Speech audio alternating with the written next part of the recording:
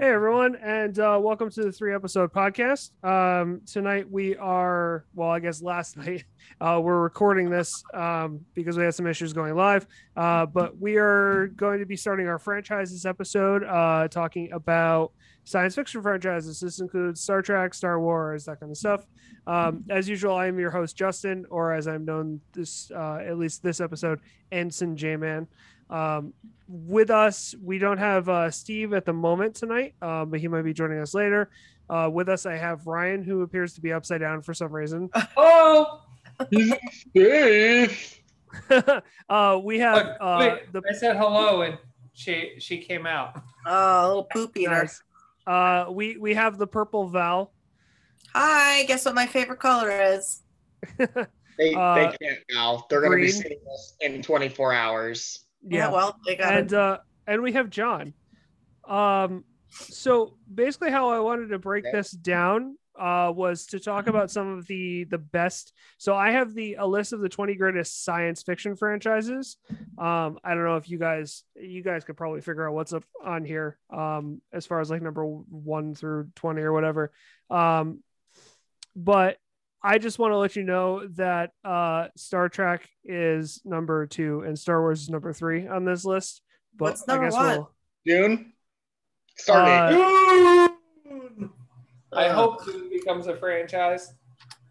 I don't know this is I don't know, it's conclusion. I don't know what the fuck they're talking about, but it's just I have this list up here, so I figured we would just go through some of these. Talk about the franchise, huh? What's number 1? You told us 3. You told us 2. What's number 1? Number 1, it says conclusion, and it's talking about like all of them as a whole. I don't know what the fuck this list is. It's on Screen Rant, but is it one of those where there's only one per page? No, it's not. I can see the full list, but so I wanted to go through each of these and basically answer the question of like how it started, how many good movies there are, how many bad movies there are, where they're going, like are they still current, that kind of stuff, because I think that's like the best way to talk about a franchise, because a franchise is just like where it started, where it's going, like how good were the goods, how bad were the bads, kind of thing. So I don't know if you guys want to start with the really well-known good ones of Star Trek or Star Wars, or save those for later. Start at 20. We'll work our way down the list. Okay, I will start at 20. That's a good idea. Good job, John. Alien versus Predator, or the Alien franchise. I was going to ask this now, Justin. With this, do they say Alien versus Predator? But what they really mean is Prometheus at one point, and then Aliens at one point, and Predator at a third. This one just says Predator, so I think Alien is actually further down the list. But I want to just to save time and I don't know, condense it a little bit. Conglomerate them all. Is just to say, yeah, Aliens is number 12 and Predator is number 20. So they're separating the two because they're technically two different that have intersections with each other. But they're based in the same universe, so I would say to count them as the same franchise. It's not only the same universe, it's the same timeline also. Right. Ryan, can you flip yourself back over? You're honestly giving me a migraine. Oh shit, wait, I'm gonna fall off the ceiling now. I'm gonna fall. Ah! So while I make our shit, I'm sorry, post, why don't you guys start like why don't we talk amongst ourselves? Yeah, we'll start like I say, like where did it start with, you know, how good are the good, how bad are the bads, and where is it now? Is it still a continuation? Have they ended it? That kind of stuff. Like I mean, if we're going on, did we say Alien or Predator already? I already forgot. We're putting them both together. I don't know what you would call that verse. The AV. I can only comment for the films. I can't comment for any of the graphic novels, the comic books, any of that. Which I know the pistol at the end of Predator 2 has a badass like whole backstory to it. I don't know it. I can say for the Alien franchise, I only remember one of the films. Okay. And it's Aliens 2 is the penultimate of that series, and everything else beyond that has been shit. you know, even if you think about Alien versus Predator, which they've accepted are not canon, but then they still try to canonize it with parts of it. Like they fucked it up. They fucked that part up royally. Yeah. And then you get into Prometheus, which is stupid. Can I say something about Prometheus? Yeah, please. And I need I'm gonna shit all over it. Just Justin, like I need you to put something up on the screen for me. Okay. I have one thing to say about Prometheus, and it's confused me mentally, emotionally, sexually. You're talking about the penis things. No, not the penis thing. I'm gonna wait till the photos up on the screen. I just need to know why they gave the Prometheus god such a dump truck of an ass and like a full 10-pack. They look like hot Squidward. They look like hot Squidward, but like it looks like if it looks like if the Apple they made porn about the Apple computer. It looks like Apple made porn, like personified their products and made porn about it, and then they gave him a diaper. And I'm so confused. Like that movie, that was the whole entire movie. I was watching it and not really processing it because I was just thinking of that the dump truck of the alien and not understanding why this alien has his CDL. What? I mean, do you think this alien guy has a commercial driver license? That absolute dump truck of an ass. He does. Yes, I did not know it was his birthday, but here we are with all of his cake. Oh, God. He literally looks like the prototype for a male sex doll that wasn't painted yet. Like before they paint it, right? Yeah. Before they like put the hairs in the head and like painted it and stuff. Yes, it looks like a prototype. That's so true. Listen, I'm all for shitting on parts of this movie, but let's actually shit on this movie. Oh, the movie's fucking terrible, but like there's a series on YouTube that I really enjoy called Pitch Meeting, where this guy just does his 5-minute pitch meetings for certain movies for certain films in like a series. The one he did for Prometheus and then Alien Covenant were fucking spot on, because Alien Covenant, one, is the direct continuation / prequel to the Alien films, which again, I hate that. But with like this movie, it makes no fucking sense. They get to a point where they're like, this is pretty badass, and all of a sudden it's like, you know what we should do? We should ram our ship into that ship and stop it. It's like, or you know, don't. What's the worst? This is what happens when you grasp at straws trying to tie a story together. Yeah. And then you get to Alien Covenant, and there's so many just stupid plot holes. Okay. Like the Michael Fassbender clones, and the evil clone kills the good one, and somehow managed to shave his face, cut his eye, repair his hand, all in the span of like 35 seconds. I never saw Covenant because Prometheus was so bad, but I was told that there's more of those dump truck aliens in that movie. For like a brief second, it's not very much. They do a quick flashback to Michael Fassbender, the evil, committing an entire alien genocide. I mean, in his defense, if they looked like that, then I'd probably do it too. But I mean, like, they also kill off what's-her-face from Prometheus, the chick who escapes in the spaceship with him. Like, they just offer. Yes. And again, you know, I talk about Aliens, like the second one, the one when they're in the space station with the, you know, game over, man, like all of those good shits as the penultimate film, and then they go and they shit on it with you know, the third Alien, which I don't remember the whole premise of, but I think that one had Ice Cube in it. I think so. I think if I remember right, maybe. And the guy who played Hellboy, Ron Perlman, I'm pretty sure was in that one.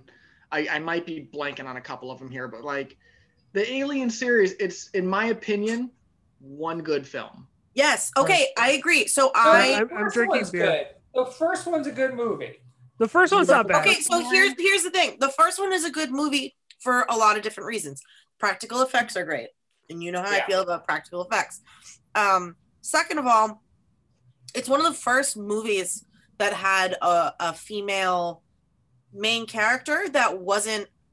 I mean, she was sexualized in some. Like, it was still filmed through the male gaze in some ways, but it was the first like powerhouse bad bitch.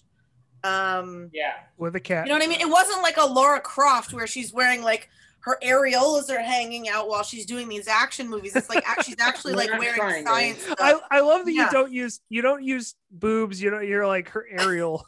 Well, because nobody cares. But like, here's the thing: nobody cares if some of your boob is showing. The problem becomes when your areola is showing. You should watch. There's a short sketch that College Humor does, and I forget who's in it. It's like an actress that's in it, but she comes to the doctor and her boobs are pixelated. And like, that's why she comes to the doctor, is because her boobs are pixelated. And he tells her it's because her boobs are too sexy. So they become pixelated. Yeah. I mean, and one of the solutions is taking a man's nipples and putting the man's nipples on her boobs. And then her boobs wouldn't be pixelated anymore. See, this is what I don't understand. That's what I never understood. What is it about your boob that it becomes inappropriate? Because if you have the whole boob on like Instagram, or we're going off on a tangent, but whatever, movies. Welcome to the Tangent Podcast. I'm your host. Welcome to the 3 Tangent Podcast. Podcast. Hey, that was one of our original ideas. One of our original ideas when we were coming up with this podcast was to take one subject and then just go off on tangents and see how far away. Hey, well, congratulations. That's the podcast we do. So, but like, that was like mission complete. Yeah, exactly. But this is where I don't understand. Like, what is it about the boob that's not okay to show? The whole fucking shape of it is fine to show, but that's the only thing that's different from a male boob. Yeah, look at that. I have those. I mean, they don't look like that, but I have those. You know what I mean? But like, if I had my whole like titty out with just the part that everybody shares covered, that would be fine. I don't understand it. I don't get it. That's okay. You feel better now, Val? You feel better? I'm okay. Thank you for letting me. Do you want to take your boob out in solidarity with me? Because that's where because men's nipples are pointless, but women's nipples have a job. My nipples are pointless. I'm not having kids. There's no reason for me to have them. Anyway. So back to Alien. So anyways, Sigourney Weaver is in conclusion, Sigourney Weaver has nipples. Is an excellent main character, and that's what makes that movie so good, is that she's not like over sexualized or stupid. Yeah, it's also like a complete and the second one more so. Yeah. Yeah. I mean, in my opinion, like there's a lot more downs in those series, because if we're just gonna take all of it together and just lump it together in Alien, Predator, whatever, there's a lot of highs, but there's also a lot of lows. And I don't know if you want to just stick to the movie TV thing, but if we want to just dip our toe a little bit into like the video game section, then we're really going to start going downhill, because there's like, if you're talking about like Colonial Marines and shit, I mean, they literally have made one good Alien game. Yeah, it was Isolation. I haven't played it because I know it would scare the shit out of me to play. It's apparently one of the top Switch games. Like, if you like that kind of shit, like apparently it plays amazingly on Switch. Val, if you don't know what they're talking about, there's an actual Alien game where you are alone. You have no weapons. You just have the little heartbeat sensor thing, and you have to run away from an alien and like escape. And your only choice is to hide or run away, basically, from this fucking alien. You don't see it till it kills you, basically. Do you remember when we did the Bethesda trio and I was like, hey, I hate all video games that involve anxiety and things trying to run after me? Yep. Yeah. That's what that whole game sounds like. Exactly that. Yeah, basically. Oh, it is. So wait, let's swap over Predator for a moment, because I'm willing to say that there's one phenomenal Predator film. Which is the first one. Which is the first one, yes. It's with Arnie, but the second one you also have to admit is pretty fucking great. And that's the one what he's gonna get at, New York, and it's got who the fuck is he fighting? Who the fuck is in the second? Donald Glover. Huh? Glover. Donnie Yes. Glover. Glover? Okay. Yeah, yes. Danny Glover, excuse me. Danny Glover. Yeah, Danny Glover fighting the Predator in New York. The Predator fights Childish Gambino. No, you come back here and you fix this. Hey guys, I just realized the other week that my full name is Dong Lover. Yeah. And Ryan, I agree with you. I think that there's some stupid shit in that one because they tried to like flesh out the first one further. But it's also an 80s action movie. It's like, and it's perfect for being an 80s action movie. The ending of 2 is where they connected it really quickly, right? Because the ending of 2 is when he goes into the ship and it shows the xenomorph skull on his. Okay, Yep. Yeah, and that's what I was saying. Like, I haven't read the comic book, but that's the pistol that they give him has like an awesome backstory because it comes from like some pirate guy. But I mean, the second one has, in my opinion, one of the greatest lines in movie history, which is when he's chasing him through the fucking cityscape, and he busts through the old woman's door, and he just goes, "Don't worry, ma'am. I'm a police officer," and she responds with, "I don't think he gives a shit." That's my favorite line in that whole series. Number 1 has the greatest handshake in film history. Oh God! The class. Arnold just like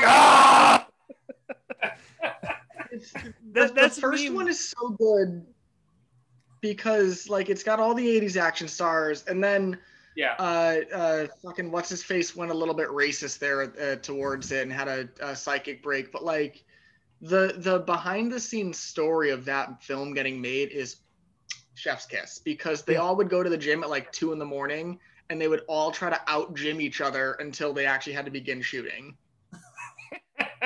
Which makes a lot of sense looking at the shape that they were in. But you can't out gym fucking Arnold Schwarzenegger at that time. Like, what do you do? I've just realized something.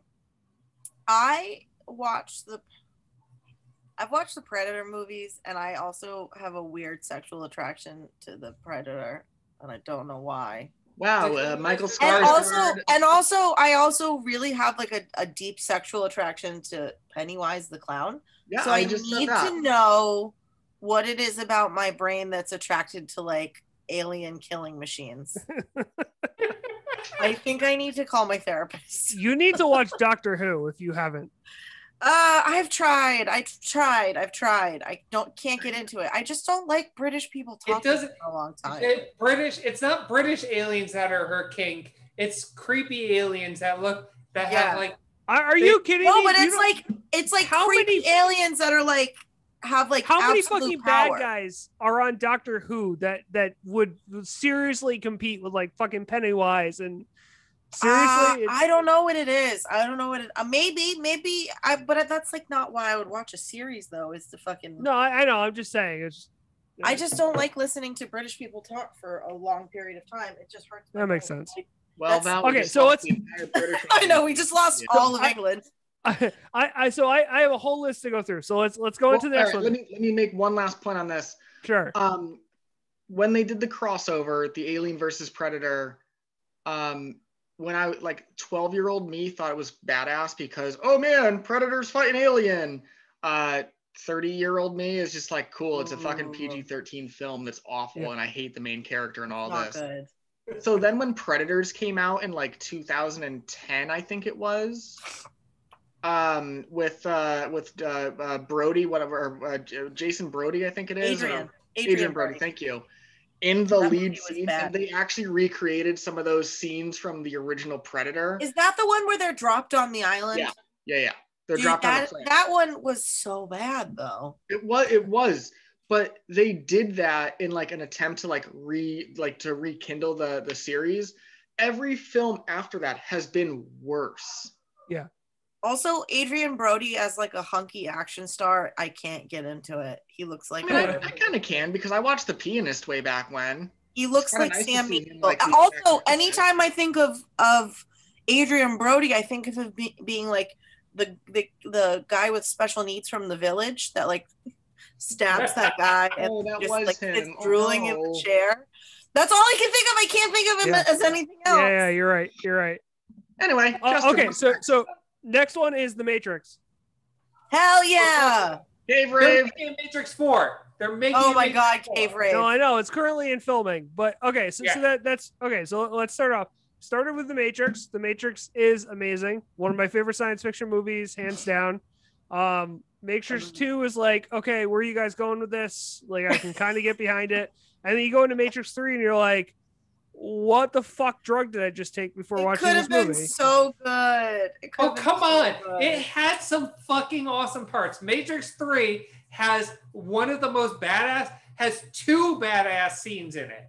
Okay, that's fine, but scenes don't make a movie. Right. I know. No, but I'm not saying it's the single movies don't make the trilogy. You have to watch them in like all together. Right. You don't just wake up one day and be like, you know what movie I really want to watch? The Matrix, whatever the third one is, Revolutions. No. That's not true. Sometimes I just watch Return of the King because I'm feeling like victory. Watching a walking movie? That's slightly different.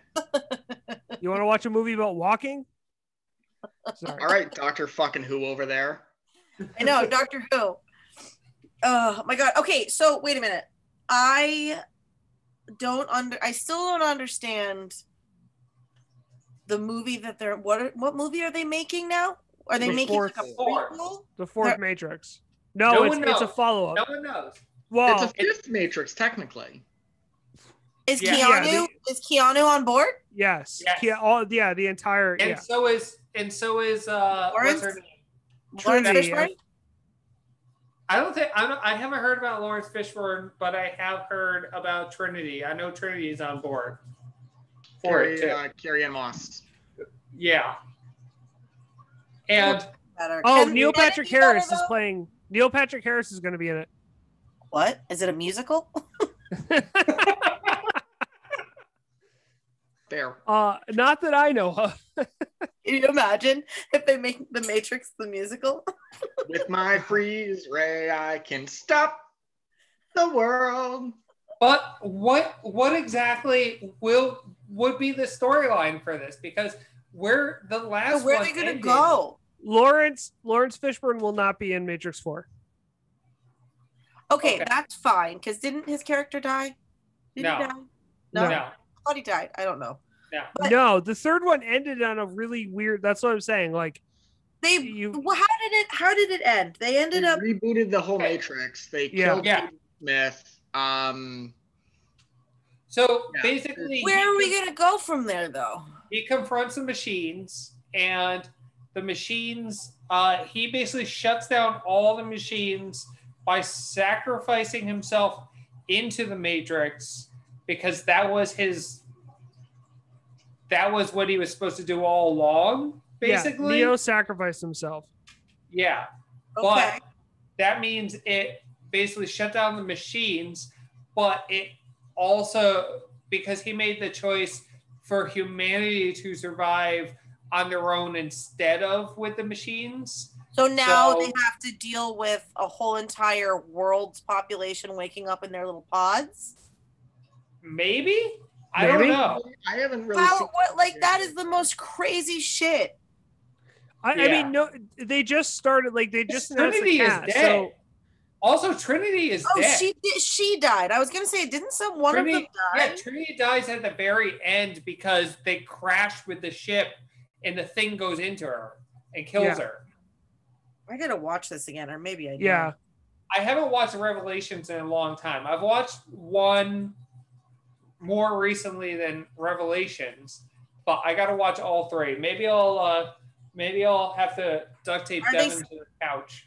Are they still in pre-production? Yeah. They just announced production and the cast in March. Oh, so they're very early, and it's the Wachowski sister that's doing it. This and not the brothers. No, they're both trans. They're both women now. They're both women. Oh well, I thought it was the third Wachowski, whatever. So Lena or whatever, I forget their names, but one of the sisters transitioned first, and then if I'm not mistaken, the other sister transitioned. So it's the Wachowski sisters now, which is like Really? Yeah. Oh, okay. Well, I wasn't aware of that. Happened. I didn't hear about any of this. I don't know. I don't know if maybe it was just like went under the radar because we had the hardest year in human history, or just because maybe she was just don't call it the hardest year in human history. That is not true. It's not true at all. The hardest year in human history that I have endured. Okay, that makes a little more sense. This was the worst year of my life. So far. Yeah, exactly. I'm pretty sure if you compared your life and your last year to someone living through the bubonic plague, I'm pretty sure that they're going to tell you that they had a 96% they're not going to tell me anything survival rate, Justin. They're not going to tell me shit because they're dead. Yeah. Eat shit, noob. So anyway, back to the Matrix. Yeah. It's got one of my absolute favorite scenes in all of cinema in it. And the way that they had to do it is absolutely phenomenal to me. Which is the highway scene from the second Matrix film. Yep. Yeah, definitely. Because LA traffic, it was going to cost them about $1 million every hour to rent out a small section and stop traffic. So they just said, all right, fuck it. And they built their own somewhere in like the desert. So they could just do whatever they wanted. It was more cost effective for them to build a fake highway that was like, I think 2 miles long to do their stunts and shit than it was to try to actually just use the LA freeway. I never understood that with movies. I always thought it would be cool to use the Midwest. We have this whole middle part of the country that you can probably build these gigantic sound stages on. We have all we also have all of the desert where you can get whatever you need done. Yeah. I feel like the Matrix is mostly going to be in CGI, so they probably don't need a ton of filming in the real world. Yeah, I mean, probably not. Every comic book movie now. Go ahead, Ryan. I'm sorry, I keep interrupting you. It's probably just going to be Keanu Reeves on a green screen with a black cloak on, just walking back and forth, pretty much punching at things, just just like 300 was? Yes. People watch the John Wick series religiously, so that's basically just him walking back and forth and punching things or shooting things. I mean, okay, we're not going to go into that, but don't. That's no. He's not wrong though. I mean, that pretty much is what that series is. Yeah, John Wick is you killed my dog, so I'm going to kill you. Repeat ad nauseum. Eat shit, no wiener man. But it is also, I mean, the plots aren't great in them, but they're fucking good movies. They're like beautiful to watch. Those are one of the few action movies that I can sit through. I hate action movies, but I'll watch those. All 3 Matrixes are available on HBO Max. Well, you have to pay for HBO Max. Matrices at that point? Is that how you'd say? 1 Matrix, 3 Matrices? Sure. Okay. Is that how you say it? Right. If you want to be technically correct, then yeah. I mean, all right. So we're neglecting like the redheaded stepchild of the Matrix. Don't talk about Steve like that. Well, I was actually talking about the Animatrix. Yeah, the Animatrix, right? Which is like an anthology of Matrix. Oh, I've never seen that. I highly recommend watching it at least once. It is very good. Wait, Ron, I got to do this. Woo, Val, take it all off. Show us the areolas. I was about to say, are you trying to prove your theory about like women's areolas? I'm fucking sweaty and. Well, turn off all the fucking lamps. You have like 1,000 heat lamps on. It's because I have the ring lights in front of me, and no, those aren't heat lamps. Those are UV lamps. She's growing her weed. I'm hot and sweaty. Yes, and if you want to see more, John, you can Venmo me. Hey. No. Okay. So just a quick aside. One of the funniest things is I love seeing they make fun of it all the time on Imgur, but I love seeing ads for OnlyFans on Facebook, but they're ads for the trainers, the personal trainers on OnlyFans. And people are like, does OnlyFans understand their business model? Like, so OnlyFans started as like normal, everyday, just like yoga instructors. And then someone was like, hey, like everything else that humans do. They're like, hey, someone was like, hey, I can show my butthole and they'll give me $100. What if I flick my bean for money to get through nursing school? What if that? Honestly, though, I power to the people, power to the peepees, and power to the people. Do you know how many like teachers and shit? And there was a story about a lady that had her kids in Catholic school, and they expelled her kids because someone found her OnlyFans account. That is, I mean, it's Catholic, so Catholics shouldn't be expelling anyone for anything because they're the worst out of the bunch. If we're talking about Catholic institutions, anyways, but that I can understand because they probably signed a contract that was like, if you or any member of your family does anything that's unbecoming of the values of I mean, I would say it was wrong if it was a public school, but this was a private school, so it's whatever. But okay, so back to the Matrix really quick, and then we'll move on to the next thing. So I can't wait for Matrix 4. I'm gonna have to rewatch the 3 matrices that are matrices that are up here. Yeah. Did we even talk about this really though? Like, I feel like we let Val go on a quick tangent about things, and then I went on a quick tangent about things, and then we just said the Matrix. It's now we're on to the next series. Self-explanatory. Well, okay. So another quick aside: the Matrix. What was it? The Matrix video game that came out in Enter the Matrix. Enter the Matrix was pretty fucking good. I remember that. And that one actually really, it fit in well with the films because. They say that 3 ships were all arrived, which one was Niobe's ship, and I forgot the actress who plays her. And then there's that other ship that gets blown up real fucking quick.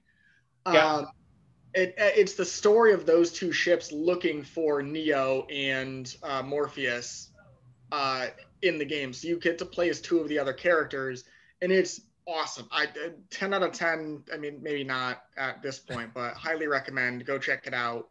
I hope you have a Nintendo GameCube. It was on PC too.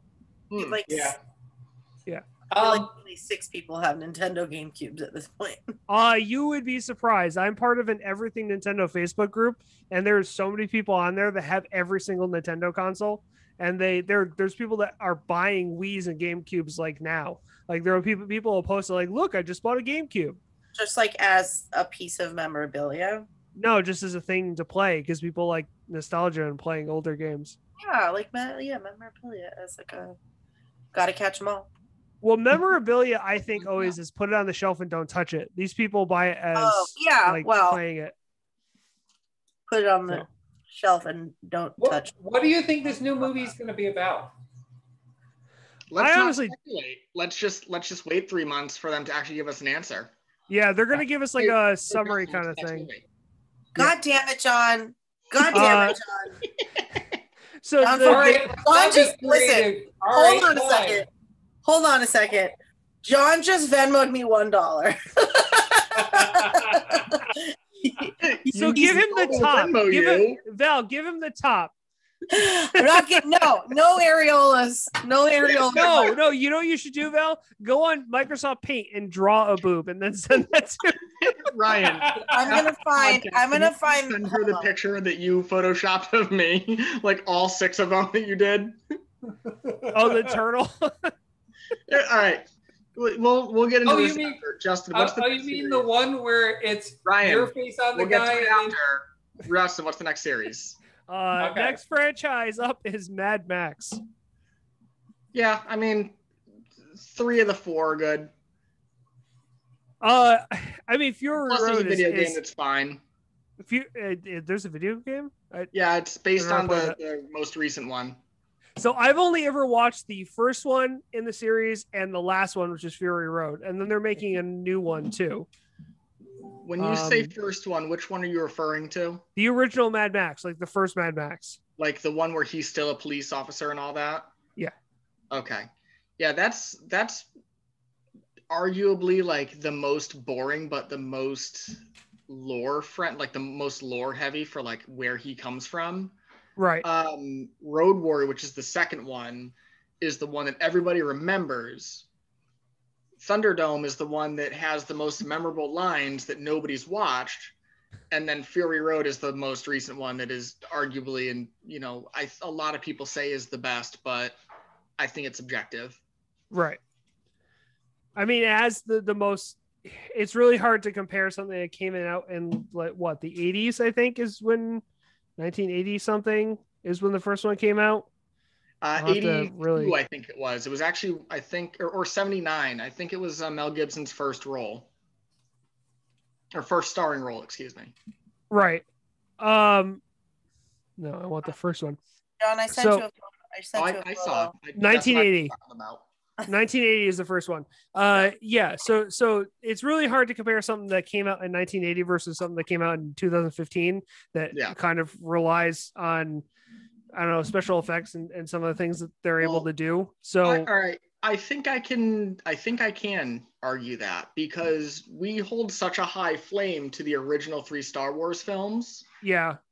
And I'm also willing to say we hold a high flame to the first 3 Indiana Jones films. You're right. Okay. Then you're right. We get Indiana Jones 4, which we all agree doesn't exist. And then we get episodes 7, 8, and 9, which are hot dog shit. And then we get episode 1, which is hot dog shit. And then episode 2 and 3 are fine, I guess, like comparatively.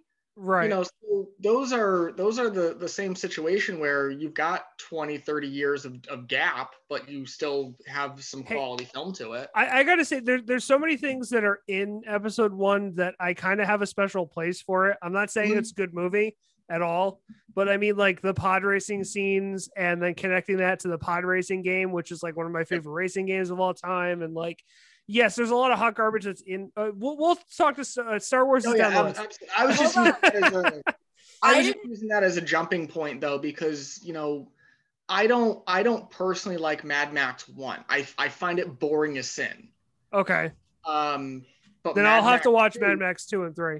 Yeah, Mad Max 2 know that is they were doing one of my absolute favorite films, because you get that awesome race, that awesome journey through the desert later on. You get a villain who's quite memorable. You get, a couple other characters who aren't dumb as fuck. I mean, they're all dumb, and they all have like football pads as armor, which makes me think of Caesar's Legion from Fallout New Vegas every single time. I should probably see what Justin's laughing about. I forgot about these.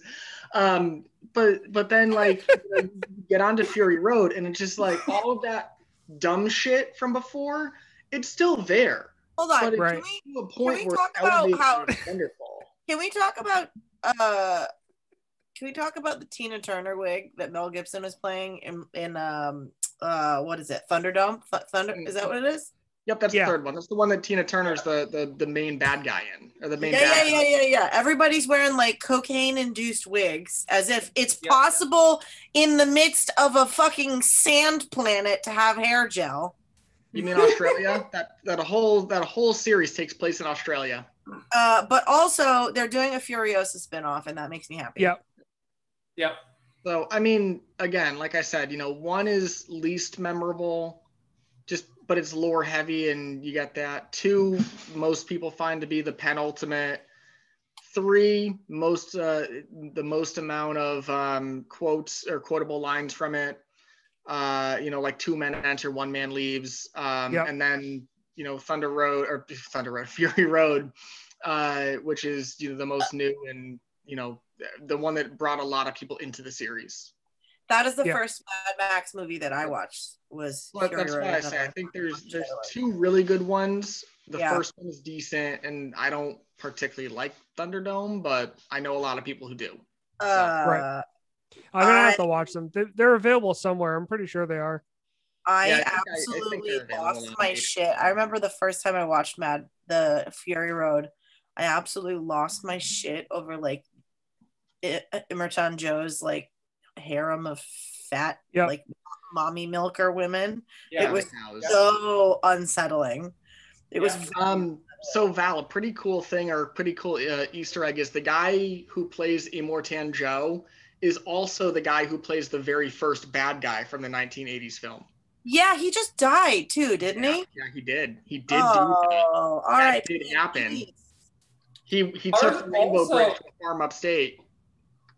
Also, every single one of those vehicles is fucking practical. Yep. Yeah. All practical effects. Blue Warrior's guitar. Yeah. What? I don't understand. I just don't understand why. So again, all of the Mad Maxes are available on HBO. Thus again proving why HBO Max is the best streaming platform out there. But wow, Justin, how much did you get paid for that ad?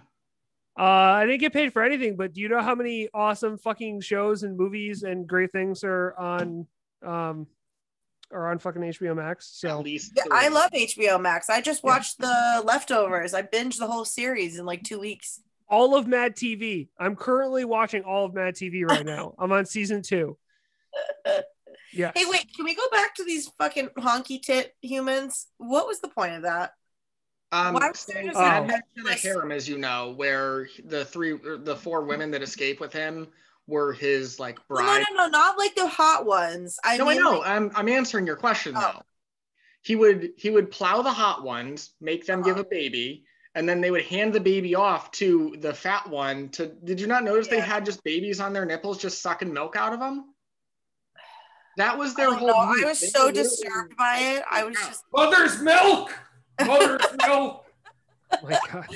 It was so disturbing. I was just like thinking about the dust getting on the babies. I was like, ugh. Anyway, Justin, what's next? So I'm going to skip the next one unless you guys want to talk about it, but I know absolutely nothing about this series. It's Babylon 5. I've never watched nothing about it. It was a TV series. There was some time where I think it was trying to rival Star Trek. Not Star Trek, yes, but also Battlestar Galactica. I didn't watch it because my dad didn't watch it, so I never got into it. I know nothing about it, so we're gonna skip it. Sorry, folks at home. No, that's fine. The next one is Jurassic Park.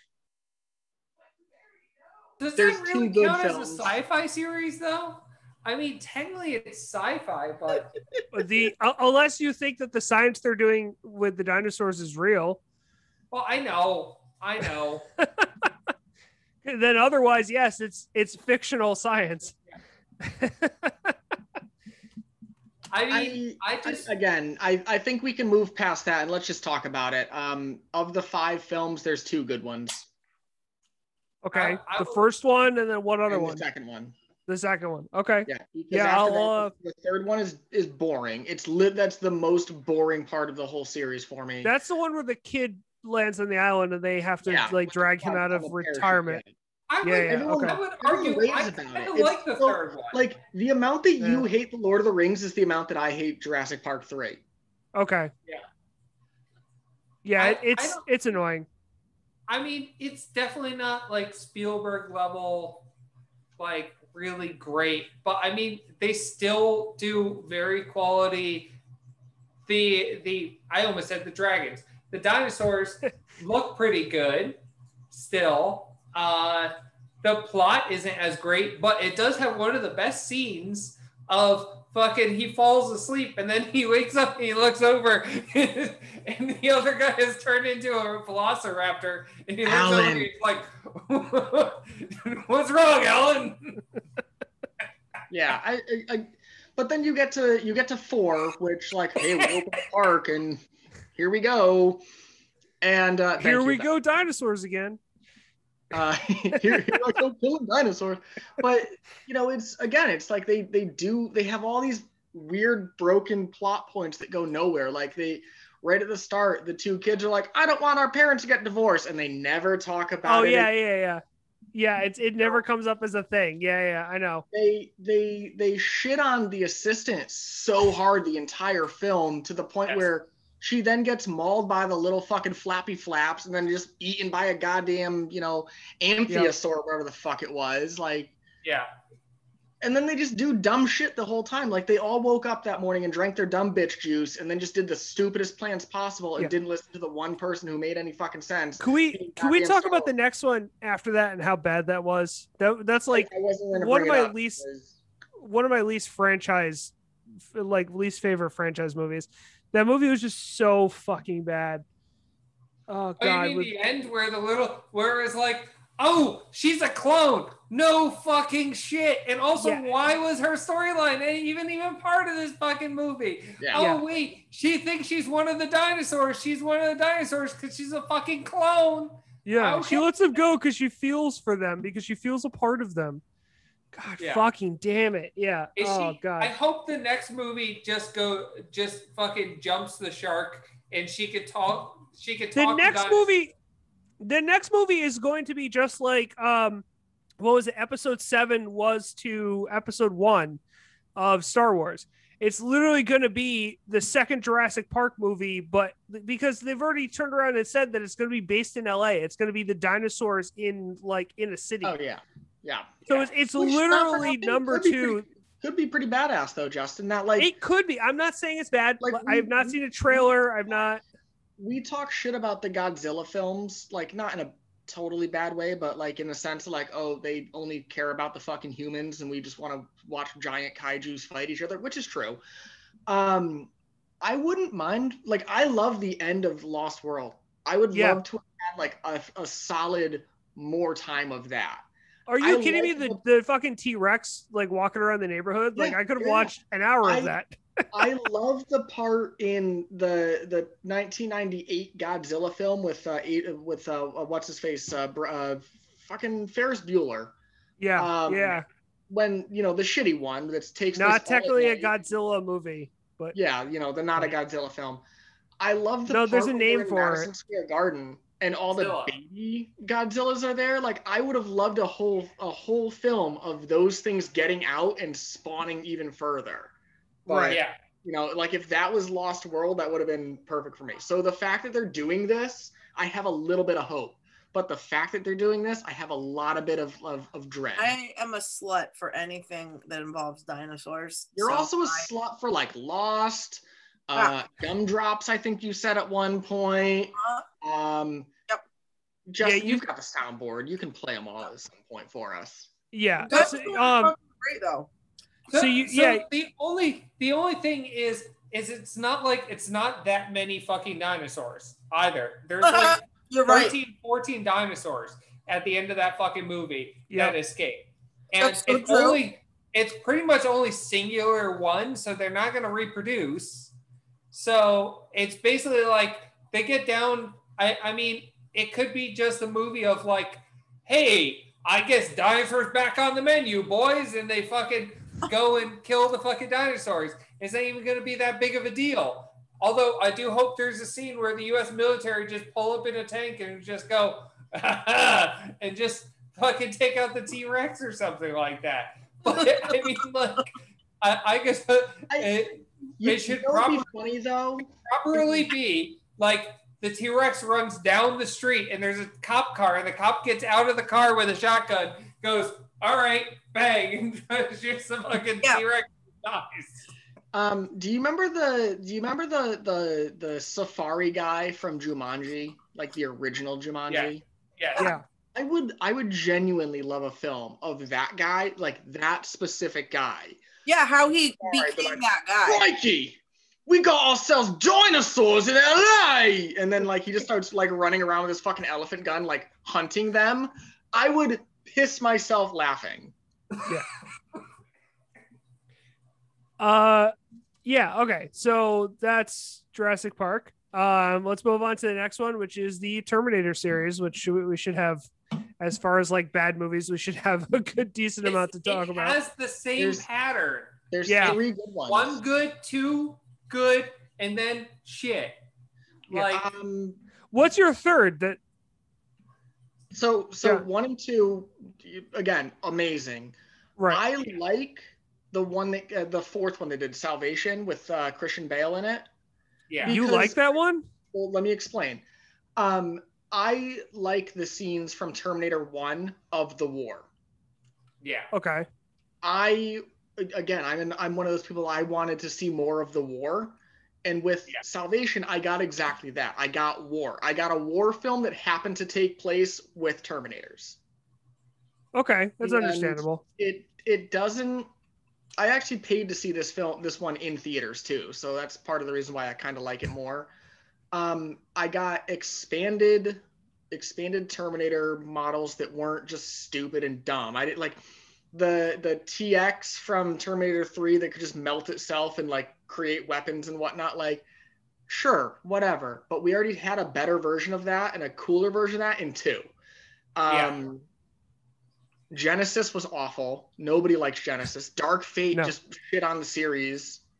Yeah, just rewrote everything. Yeah. And then even worse is that Dark Fate shit on the series so badly that was Dark Fate the one where they recreated everything from 2 as well with what's her face Targaryen? Yeah, basically. Oh no, Targaryen was Genesis. But then they did the TV show, the Sarah Connor Chronicles, which I've never watched. So you'd have to tell me what. It basically did you like Agents of S.H.I.E.L.D.? Yeah. Did you think that it added anything to the MCU? Not really. Kind of the same situation. Okay. Yeah, it was kind of Agents of S.H.I.E.L.D. was kind of its own thing. Like it was off on its own, and it was like, this is my storyline, and then because it never had any kind of impact. Cool. It never had any impact on the movies. Right. Yeah. As a standalone thing, they were both pretty cool. But if you tried to find the tie-ins, it was hard. It was difficult too. So in a sense of like an MCU situation or a movie situation of the whole universe, like it wasn't there. Right. So that's why I say there's 3 good films and everything else was shit. And then a standalone series that was decent at best. I've never seen any of them. Any of the Terminators? Nope. Val, we have to have a movie marathon one of these days. But we're only gonna watch. You're gonna watch 1 and 2. You have to at least watch 2. 2 is my favorite. 1 is good, but 2 is just an amazing classic. I don't like action movies. I hate them. Oh, but 2. I hate movies. I hate 2 is an action movie. Movies where like 60 or more % of the plot is runny, explodey, shooty, chasey. I fucking hate it. It is. Actually, it is. Okay. I forgot one important part of this whole series. What? It's no longer there, and it makes me sad. But the most expensive film of all time was a Terminator film. What, 2? It cost $1 million per minute of film time. And it was the Terminator 2D 3D experience or 2 3D experience at Universal Studios. Hear me out, because it counts. James Cameron was brought back in. He brought back all of the original actors to actually be in this film and fight the T-2000, I think it was, which was like a giant molten metal man again. It was like I said, the most expensive film to date and also theme park attraction per minute.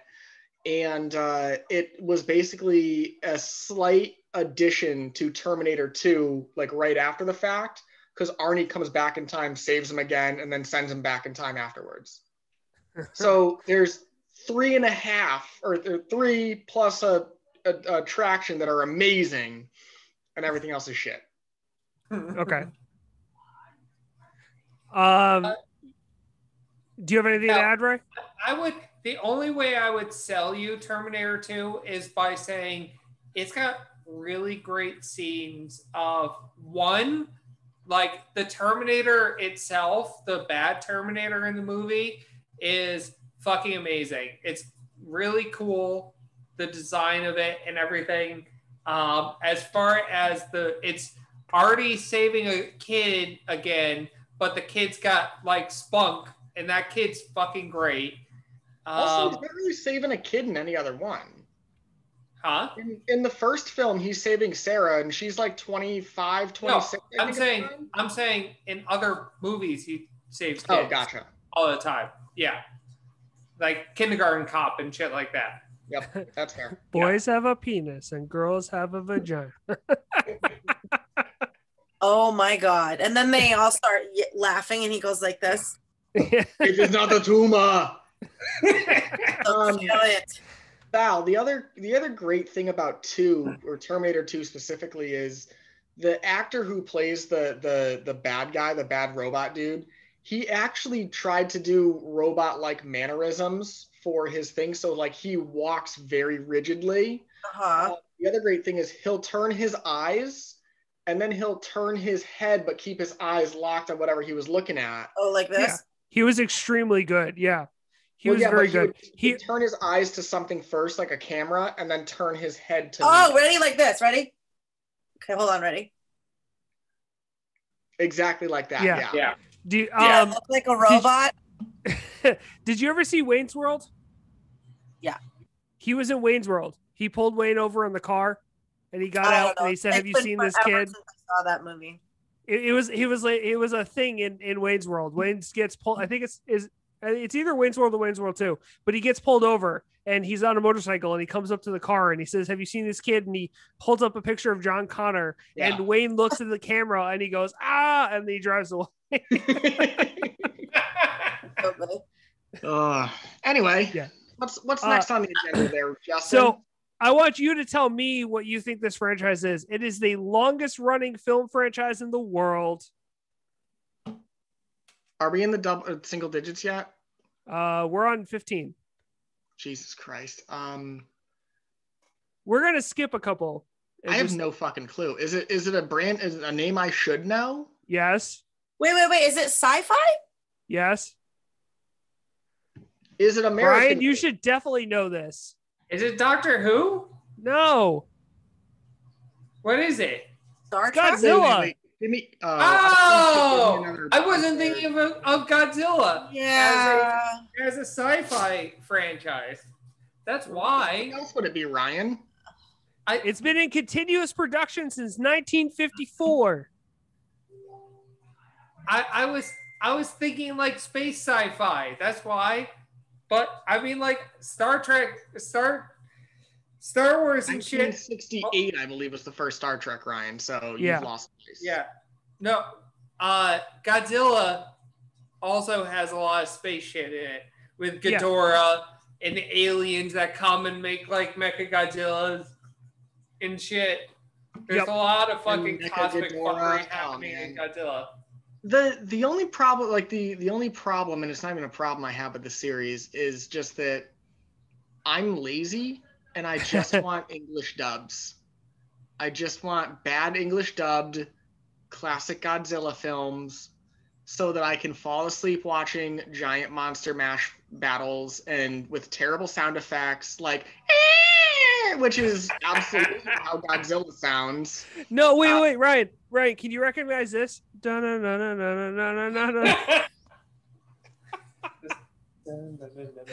so I don't know if you know, but there's a scene because we used to watch when we were little kids. We used to watch all the classic Godzillas, like just watch them all the time. I remember your brother being obsessed with Godzilla. I know. Well, there's a scene from Godzilla versus the Sea Monster, and it's literally them having the dance contest. And it's like the stamina based dance contest to see how long they can stay up. And it's literally they just go back to it 3 times. It's the same music they go back to. They're literally dancing the same music for hours, and it's just no. Oh God! We used to play that scene over and over again. Good times. Yeah, I mean, there was also the animated film or the animated series from like the 80s, I think, or the 70s or the 80s that came out, which I watched a lot of because it was always on Cartoon Network. I remember watching a shit ton of that in 2nd grade. Oh, that's Zilla stuff. Yeah. Yeah, the Zilla animated series, not the Godzilla animated series. Yeah, Zilla doesn't technically count as Godzilla if you're talking to like a real lore person. Well, I mean, it was Godzilla, and he had the little baby Godzilla named Godzuki. Yes. Yeah. I don't think I've ever seen it, so I don't know what you're talking about. I'll see if I can find it after this and send it to you. But, yes, there was an animated series of Godzilla, but there was also a Zilla animated series too. I'm talking about the Godzilla one. It looked like Scooby-Doo decided to be real for a moment and have an actual monster. That's the art style I want you to picture. Yeah. Classic Scooby-Doo, and now there's Godzilla, and they can summon him to... It was like Captain Planet meets Godzilla. Right, okay. So. Oh, High Pocket. Yeah, I mean, all around good. Just wish it was in English. You gonna go eat your poop? folks at home, if Oh my God. you're not watching, there's a bunny on the screen right now. He's a bunny. We all have to distracted. fucking. John, are you talking about this? No, not at all. Okay, good, because that's the Zilla series. That's not Godzilla. What I'm talking about literally looks like it's fresh out of the 1970s. Okay, cool. Yes, it's worse than that. It's worse art style than that one. It was extremely bad. Yeah, I mean, I have nothing bad to say about this series. It got me through a lot of rough times, and I had a lot of fun watching it as a child and pretending to be Godzilla as a child with Ryan and smashing our Matchbox cars and army men and all of that fun shit. Yeah. So, yeah. And now, as far as I'm concerned, like this series is like jumping the shark in so many ways that it's fucking.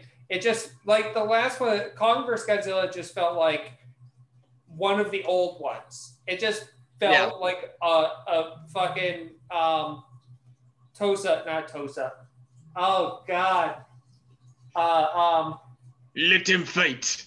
It felt like the second generation Godzilla kind of films where they just were like, you know what, we have like 8 hours on a Sunday. We're gonna film a movie. Get your fucking Godzilla outfit. I'll just throw something together and we'll make something up. That's what it felt like, except for with $1 million budget. I was at my local hobby shop this past weekend, and there was a woman in there, and I think she was probably somewhere between 45 and 55. And it was kind of funny because she saw like some Godzilla action figures, and she goes, I like the new one. I just wish it had more rubber feet stomping on models and shit. And I was like, oh, a woman after my own heart. Okay. I don't mind the new design. No, I don't either. I find them fun. Yeah. You know, it doesn't beat like Godzilla 2000 fucking Godzilla. That was a good ass one though. I remember that one. That's my favorite. That one came out right after that bullshit one with him in New York, or her in New York, because it had babies in Madison Square Garden. That's not Godzilla. I know. I already shit on this once, but I'm gonna shit on it again. That movie fucking sucked. It didn't deserve to be made. But then they came out with the one right after that, the Godzilla 2000, which was like a proper Godzilla film, but in English, so that I could watch it and pay attention as a 10-year-old. Yeah. Yes. Yeah. And of course, Shin Godzilla. I mean, Shin Godzilla is like, if you love Godzilla, you should love Shin Godzilla. But it's so hard. Shin Godzilla would be like the worst place to start any American person on Godzilla.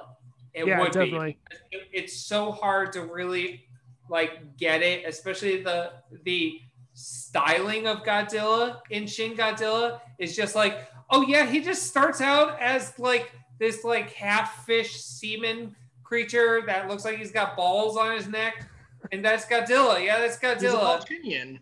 Yeah, and then eventually he grows into like the most badass Godzilla ever filmed, where he's like shooting lasers out of every pore of his body, and then but and Shin Godzilla is also a really good reply to anyone who says about the American movies about like, oh, the only problem with this new series is that they focus on people too much.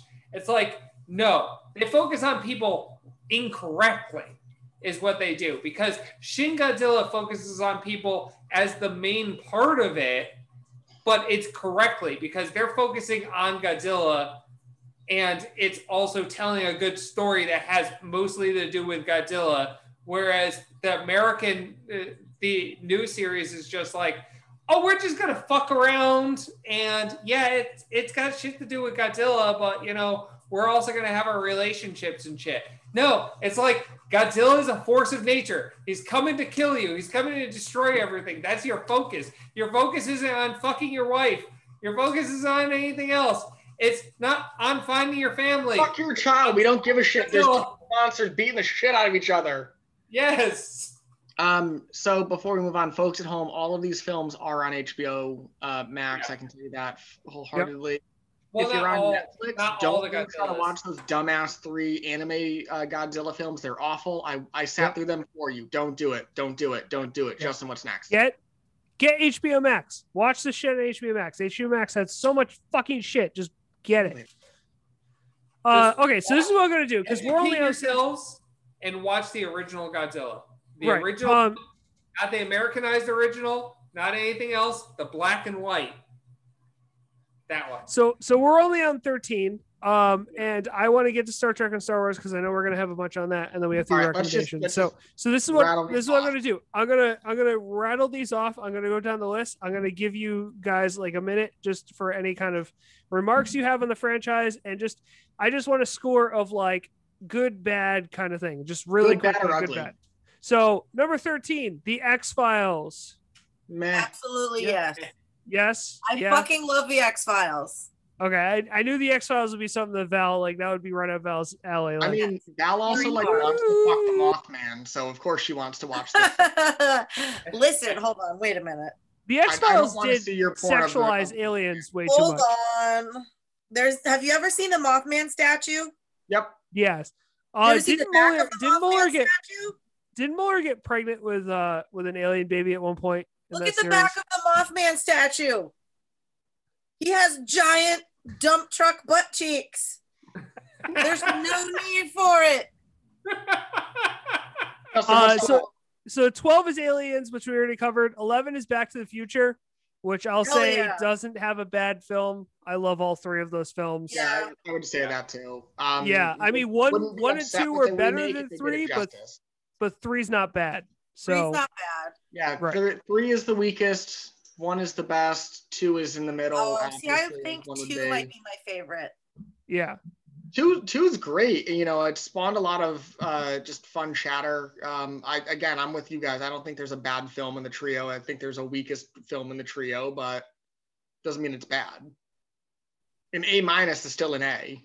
True. Right. Exactly. The next one, number 10, is Flash Gordon, which I've never actually watched. I don't know if any of you have seen anything Flash Gordon. I know what Flash Gordon is from references and other things. Oh, excuse me, but I've never actually watched Flash Gordon, so I'm going to skip over that one. The only time I've seen Flash Gordon was in Ted. Right. Yeah. Okay. So that's one of the references that I'm talking about. It's the only time I've never watched. I know the song. That's about it. Oh. Yeah, it's Freddie Mercury. Queen. Yep. And then number 9 is Stargate, which the movie has a special place in my heart. I'm not saying that it's good. That's because you and Ryan used to get fucking hard-ons over everything Egypt mythology. It didn't matter what it was. You were like, oh look, there's a pyramid. I scummed.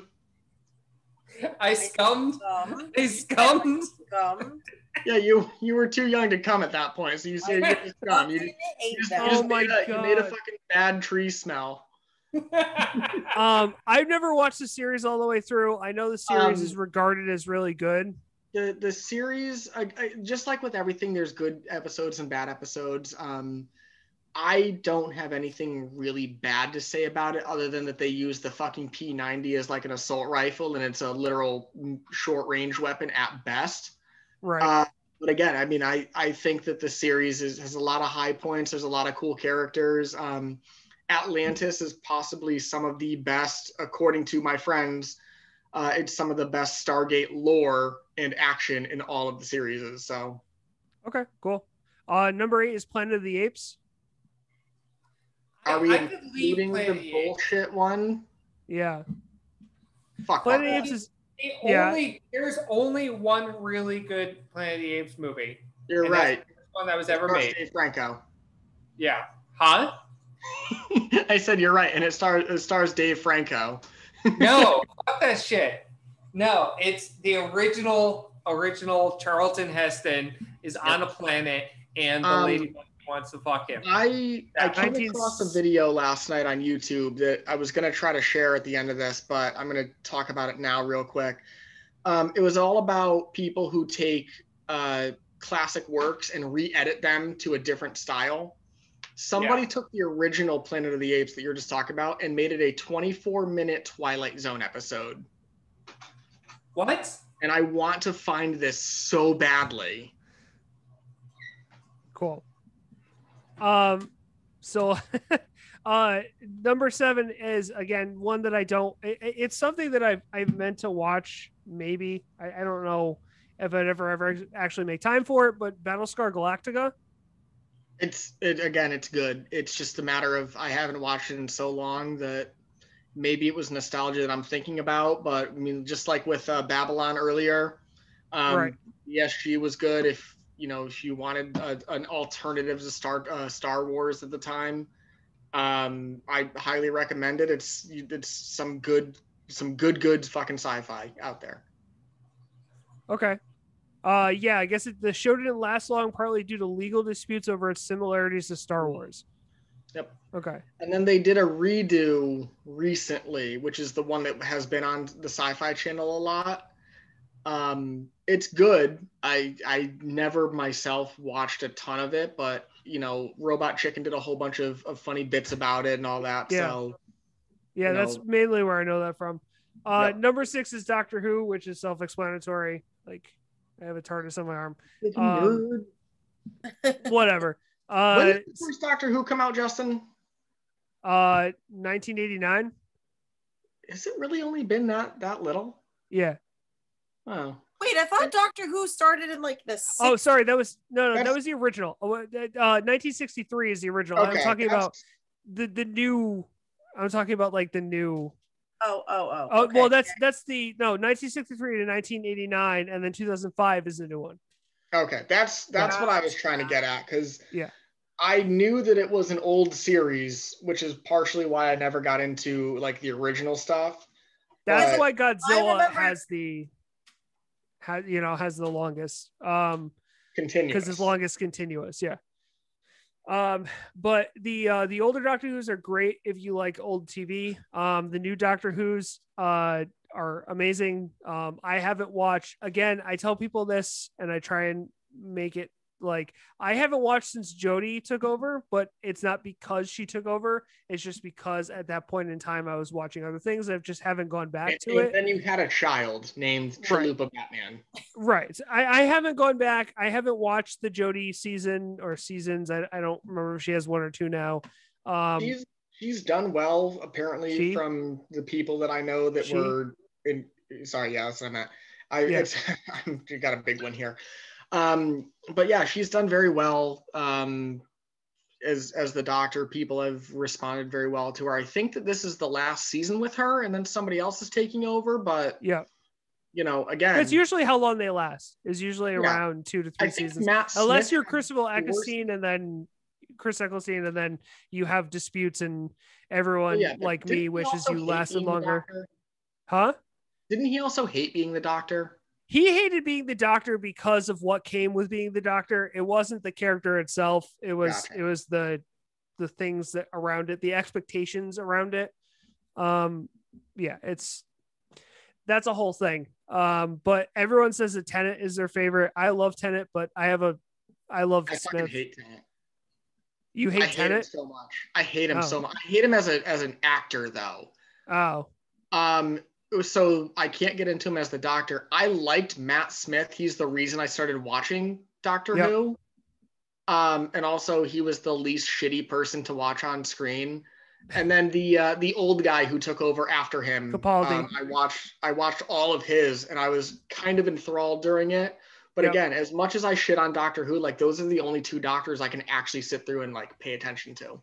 If you want to see something funny, so if you want to see Capaldi's Doctor, if you want to ruin, like shatter that image of Capaldi's Doctor, the show that he did in the 80s, I don't remember what the fuck it's called.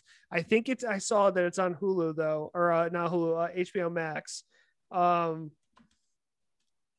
don't remember what it was, but he plays like this high end like business person, and he swears a lot. The Thick of It is what it's called. It ran from 2005 to 2012.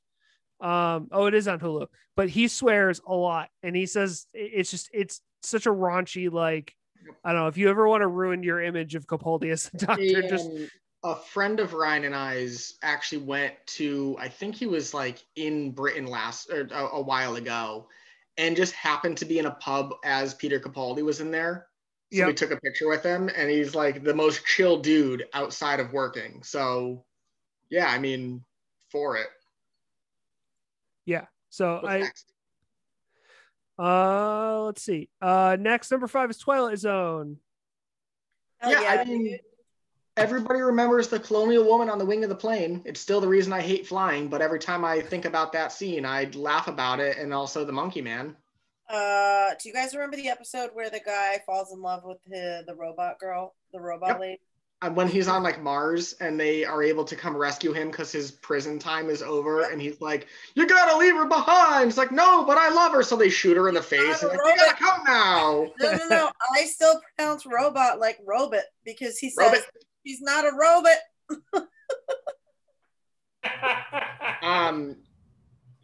Related to that, one of my favorite British comedy bits is it's from one of their British game shows, and they have to make a sentence using all of the letters possible.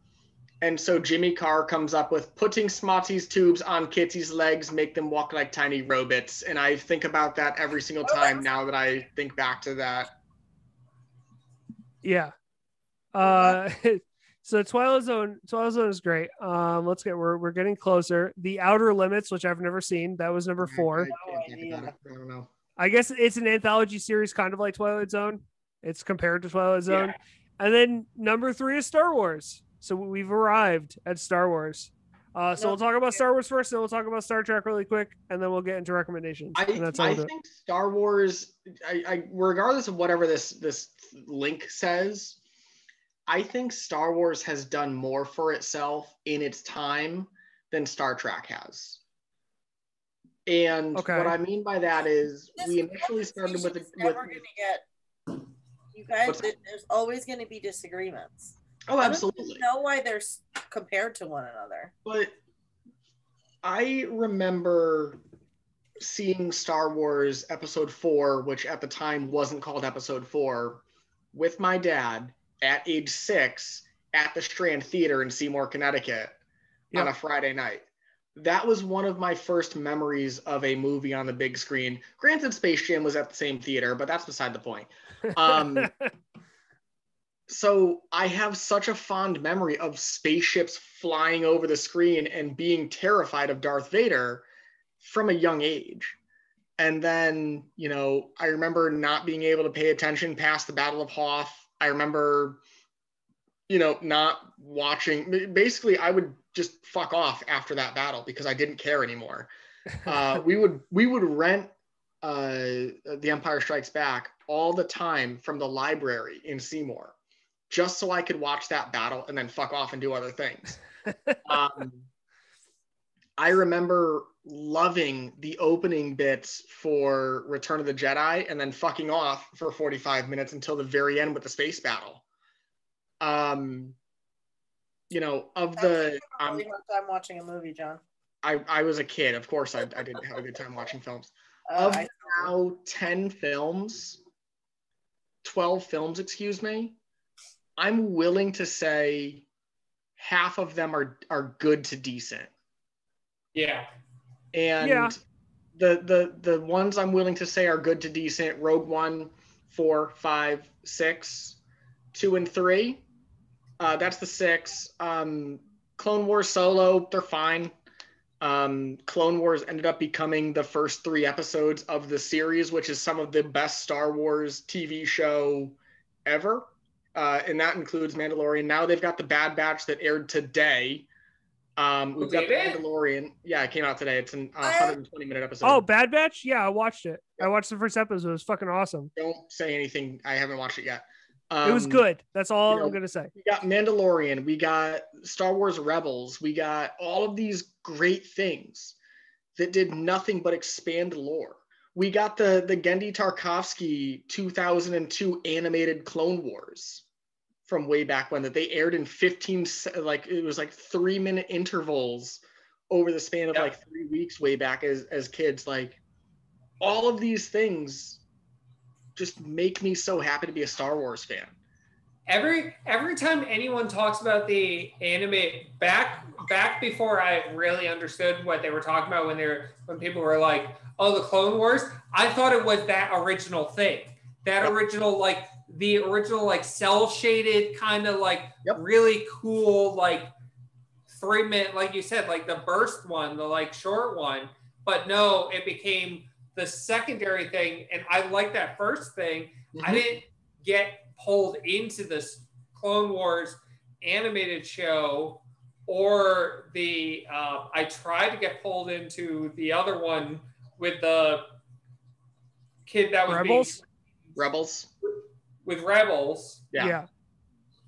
I watched a good chunk of Clone Wars. I never finished it, but I watched a good chunk of Clone Wars, and I started Rebels before the last season. Yeah, I started Rebels. Again, haven't finished that. I've watched all of the movies, all of Mandalorian. I can't wait for what's her name's solo thing that's coming out with Thrawn. Yeah. Ahsoka. Yes, yeah. Ahsoka. Yeah. She's amazing. She was the perfect choice for Ahsoka. I don't care what anybody says. She looks amazing as Ahsoka, like a grown-up Ahsoka. Like, she was an amazing casting choice. And she already, in Rosario Dawson, just kind of, she just exudes that aura. Yeah. But like we talked about earlier, your favorite racing game is a Star Wars game. Yeah. I don't know of any Star Trek video game except for one of my favorite. I'm not gonna say it's my ultimate favorite racing game. One of my favorite racing games. Again, and then Star Trek has quite a few video games. I don't want to get into Star Wars versus Star Trek. Yeah, that's a whole thing we can go down. Like, I just want to do Star Wars as a franchise. Yeah, so it's Star Wars has a lot. Star Wars is an extensive franchise. Is basically Star Wars is a cultural, it's influenced every part of culture worldwide for the last 50 years. When did they come out? I think it was 78. The first one came out. Yeah, so we're going in the 40-year mark. They are a cultural infiltration of every there's in any show of any kind, be it cartoon, sitcom, any kind of media that's put out, if it goes on long enough, it'll have a Star Wars reference. You know what I mean? Of some kind. Right. And I think that's a really good litmus test. And even too, I mean, there's great films that are entirely spoofs on Star Wars itself, like the movie Fanboys. Fucking Spaceballs. Yeah. The Spaceballs, exactly. It was an entire parody of episode 4 and some other stuff to it. But the movie Fanboys itself takes place just, I think it was 8 months prior to when episode 1 was supposed to come out. Yeah. And their friend was dying. So they went across the country to try to break into Skywalker Ranch and watch the film just before their friend died. And, just like I talk about films that have great, line references, there's one where they give an actual fanboy test. And it's like, how tall is a wampa? This tall. How many lasers are on this thing? 7. Where is the clitoris? And instead of actually having an answer, he goes, that's not a Star Wars question. And it's the funniest fucking part to the whole film.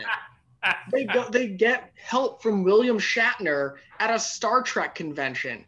They take a detour to go shit on the birthplace of Captain Kirk, and the statue looks nothing like him because they're like, those fuckers at Paramount were gonna sue us if we used his likeness. So it's a great 90 minutes of your time.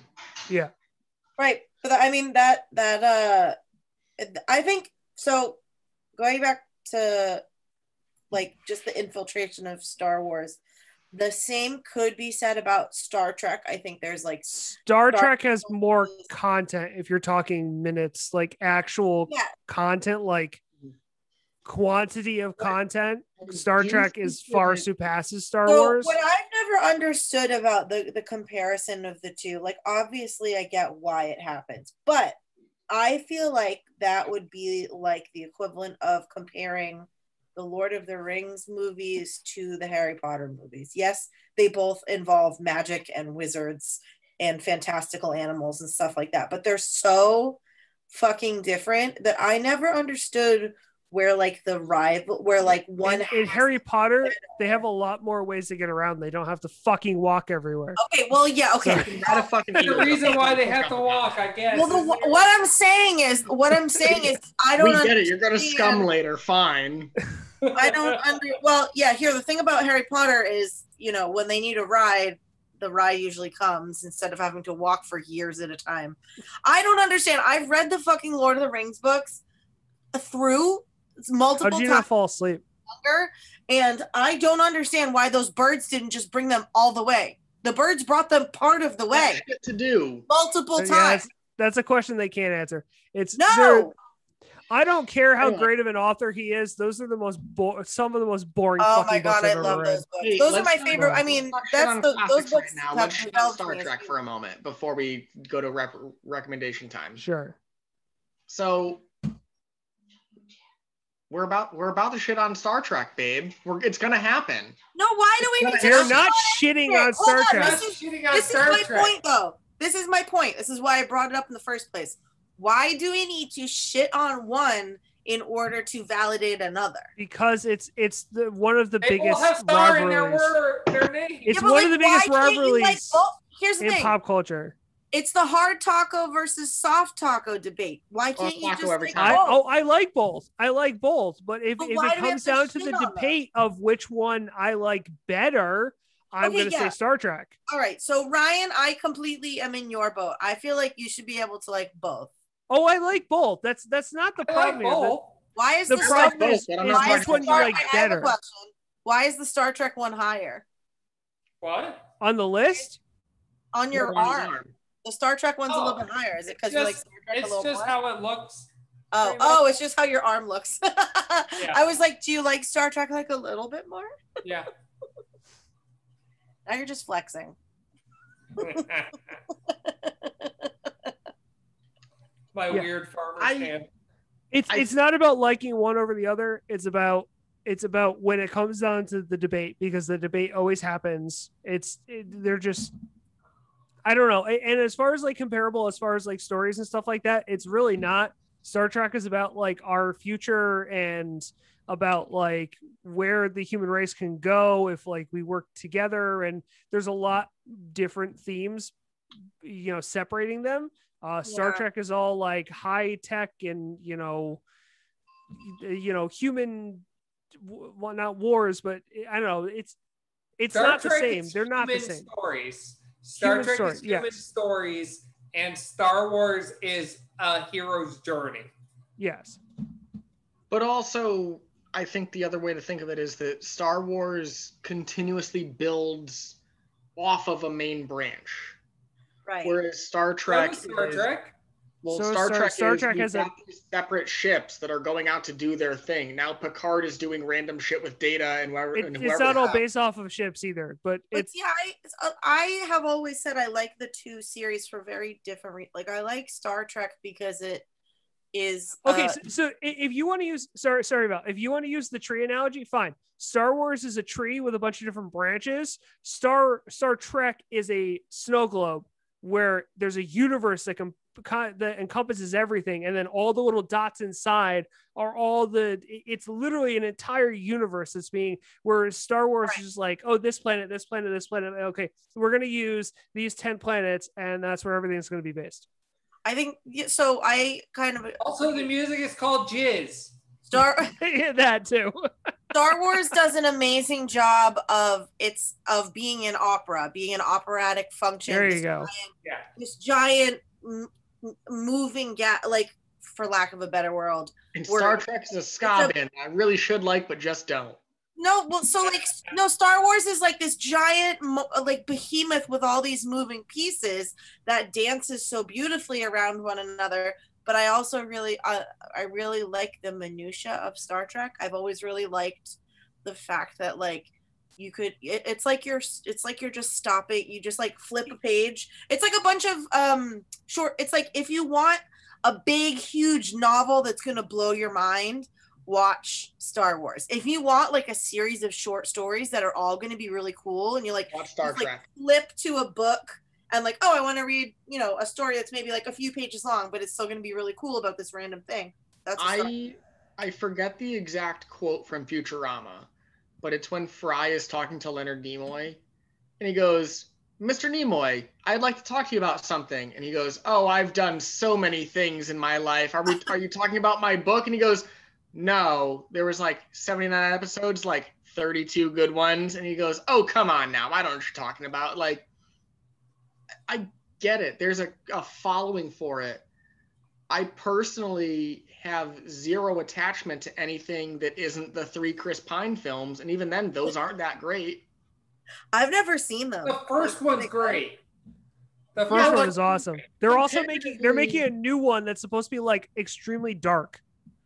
That's what the third one was supposed to be, and it wasn't. It was the second 2 were the most boring films I've ever watched in the sci-fi genre. So I shouldn't watch them, is what you're saying. I don't know. I liked the second one. I liked what's his name. The first and the second of the new series.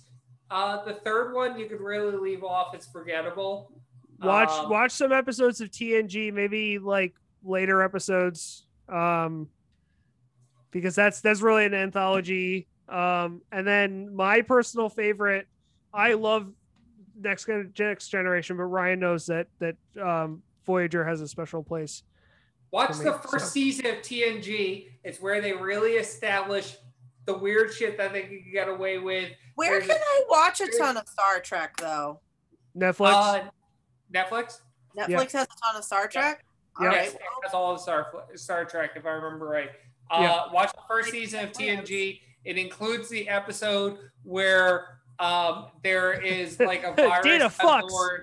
Data fucks. Data has sex. Yeah, Data fucks in the first season. He fucks. Not gonna lie, I would let Data hit it. Yeah.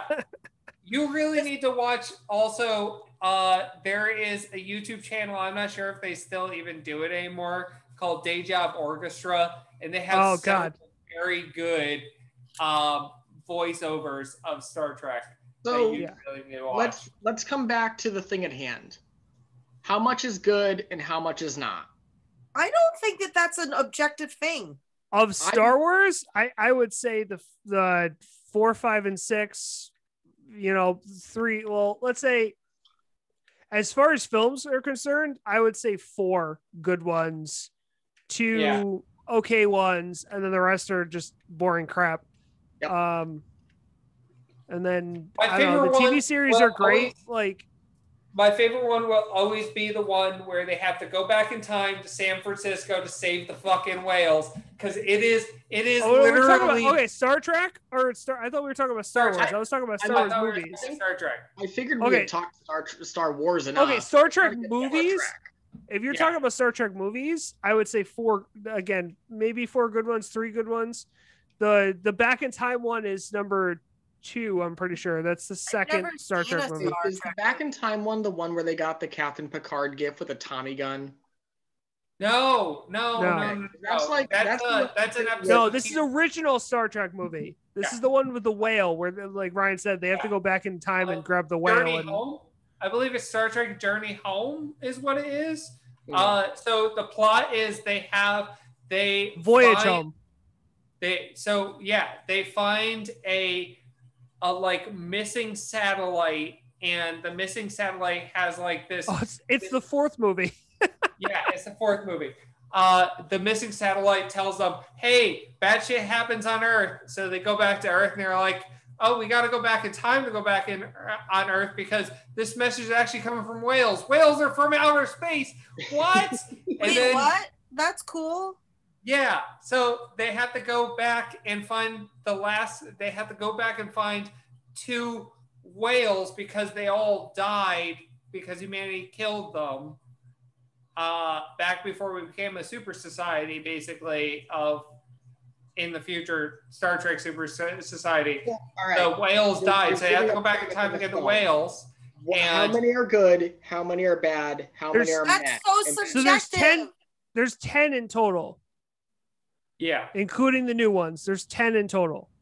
I would say 2 of the new ones the first Star Trek movie, Star Trek The Motion Picture, is good. Yep. Star Trek Journey Home is good. Wrath of Khan is amazing. Wrath of Khan's a good movie. Even though it's technically 2 episodes smashed together, it's still a good movie. And Star Trek Nemesis is a good movie. Yes. Even though it's hated upon, it is. Yes. So that's 6. The rest are garbage, I would say. Yeah. Yeah, and then when you're talking about series, all of Next Generation, for me, all of Voyager, some of Deep Space Nine is good. I'll have to rewatch it because I haven't watched it in fucking forever. Enterprise sucks, right? It was called Enterprise. The one with what's his name? I forgot. The one that killed the series. Yeah, it's I think it's Enterprise. Some of Discovery is good, not all of Discovery. Discovery does some shitty things, so it's not great. Most of Picard is great. So when you're talking about pure content of good content, I would definitely still say that Star Trek has Star Wars beat. I'm sorry, it does. Would you put it at though? Huh? What percentage would you put it at? Of good to bad for Star Trek? Yeah, for me personally, 75, 80. Okay.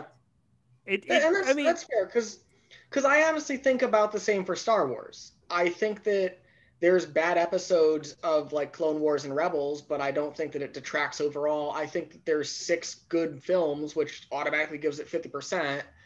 I think that in total, I would say 80% of all of the Star Wars content is good. Right. You know, I just like I didn't talk about Fallout. I wouldn't argue that at all. The Star Wars holiday special. Yeah. But I want to ask this last question before we go to recommendation time. Have any of you seen, fan-made edits or fan-made content to the extent that Star Wars has? Yeah, Star Trek has a shit. Are you kidding me? Yeah, Star Trek has a shit ton of stuff like that. Come up on my thing because of my opinions of it, but I like there's the whole Cops parody with the stormtroopers of how Uncle Owen and Aunt Beru actually die. They're and all that. There's a whole bunch of just hilarious shit like that. I guess that's just maybe my content filters are skewed, but I don't see it for Star Trek, or I do see it and it's like a parody comedy type thing. So there's the brand new show of Lower Decks. There's the entire series that what's his name made. Oh God, fucking Family Guy. Oh, you're talking. Yeah, the Orville. Yeah, but the Orville is just like an amalgamation of all. But Orville Seth MacFarlane literally made that. Star Trek. It literally made that as a love letter to Star Trek. He literally said it's a love letter to Star Trek. And there's episodes of the Orville that you turned around and you're like, did he go and revive Gene Roddenberry and have him write this fucking episode? Because there's so many episodes of the Orville that feel like it's a fucking Star Trek episode. It's insane. Yeah. The Orville is one of my favorite shows just because of like how much of a love letter to Star Trek it is. Such a good show too. Yeah. It's really. I can't wait for season 3. It's going to be a Hulu exclusive though. Not like Family Guy, and I never really have liked Family Guy, and I, because of that, never really liked Seth MacFarlane. And I watched the Orville, and I was like, "Holy shit, this guy is so much more intelligent than he's been writing about." Like, Family Guy doesn't want to do Family Guy anymore. He wanted to kill off. He wanted to kill a Family Guy like. He wanted to kill a Family years ago. because it's like the cheapest jokes ever.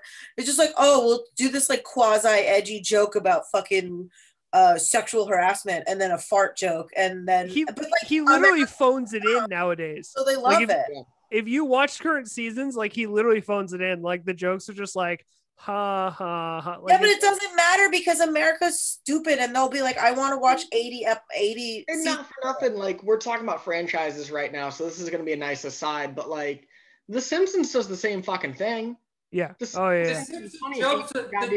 Simpsons jumped the shark like halfway through season like 4.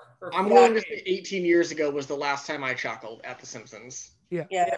Well, it's the same thing. It's network executives saying you're going to make this fucking show, and you're not going to say no. A cash cow. So there's only one series that still doesn't phone it in, and that's fucking South Park. South Park will never phone it in because South Park is always every week when you watch an episode of fucking South Park, it's like, nope, they know what the fuck they're joking about. They don't give a shit, and they're fucking writing those jokes, and they fucking hit. They really hit. Yeah, I agree. So well, Justin, we've got that soundbite. This one. Ladies and gentlemen, it is recommendation time. That tasty little snacky bite is home soon, Val. So. Oh, it's good. My brother. Yeah. Okay. So who wants to go first? I'll go first. I got two really quick ones. Okay. Go ahead, John. Ryan and I, well, Ryan knows what one of them is, but him and I are big fans of a series called Total War. And the original Total War game that got me into the whole series has finally released a remaster, not made by the same company. So Rome Total War Remaster, chef's kiss. I love it. Updated graphics, better AI, all that. It's good times all around. The other one I picked up this weekend from Steam was a little Steam Diesel Punk RTS pseudo World War I game called Iron Harvest. I've never been happier to own a game in my life that I've been waiting for to, just grab. So those two things, play some RTS games, make some jokes with me. Let's talk. Cool. Val. Right. Go or Val. Yeah, there you go. I was going to recommend. So you guys know how much I love Lost. And so I just turned my computer off. I could have hit I'm a lost slut. I am a lost slut, and so I was looking for like a little, I was looking for a show that was giving me like the same vibes, and so I started watching The Leftovers, which is, Damon Lindelof's show on HBO. I was like, it's a short series.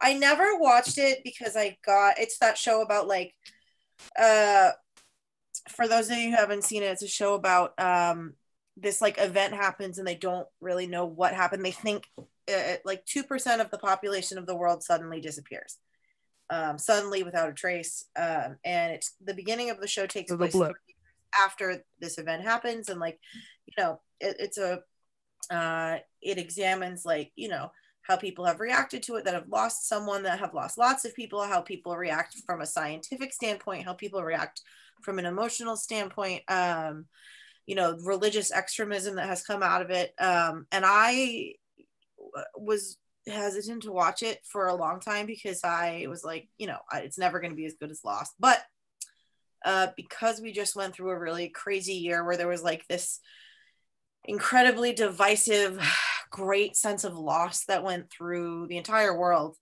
I was like, hey, I bet you that this show will have a ton of really poignant parallels. And I was absolutely correct. It is an incredible show that deals with the intricacies of loss and how deep and devastating it can be, and the ripples that it has through all facets of the world. And, the commonalities that everyone has in being human and being humans that grieve, in being parts of societies that are like completely, affected on all parts of the world by anything devastating. And so it was a really amazing parallel. And I feel like if you haven't seen it, now is a good time to watch it because we just went through what we went through, or still going through what we are going through. And if you have seen it, try watching it again. I guarantee you'll get more out of it than you did last time because, of where we are right now. And I think I'm a binger, but I binged it in like 2 weeks. It was like 3 seasons in 2 weeks. And it was amazing. And it does the same things that Lost does, where it like has all of these crazy questions and all of these characters and flashbacks and, answering a question and then posing 6 more questions. And, it makes you think and it makes you like work for your answers. And those are the things that I love about Lost. And I really loved I love that about that show. And the last thing that I'll say is that if you hated the ending of Lost, this series gives you a little bit of relief from that, like, blue balls of the ending of Lost, because the ending is a little bit more conclusive to some extent. Still not really, but to some extent. Okay. Yeah, but yeah, definitely worth watching. HBO. Cool. Yeah. Brian, why don't you go and I'll round us out? Well, I was going to talk about Pokemon Snap. Do you want? You can do that. That's fine. Okay. So new Pokemon Snap came out this week. Shut the fuck up. Awesome. Wait, is it the first one that's come out since the old one? Yes. Yeah. 20 years since the last Pokemon Snap came out. It's fucking great. It's fun to play. It brings back just enough nostalgia while like being a fully updated. It feels like the same game but updated in a lot of ways. It's got little things that I don't love about it, but at the same time... Well, they took the evolutions out, which is one thing I'm annoyed about, but yeah. It's whatever. They were worried about people being upset that you were forcing Pokemon to evolve. Yeah. What do you mean forcing them to evolve? In the original one, like one of the best examples is in the original one on like the volcano level. If you hit Charmeleon with a apple and he fell into the volcano, you gotta hit him a bunch of times, right? And then he came out as Charizard. Yeah, he goes in and comes out. There's no evolutions.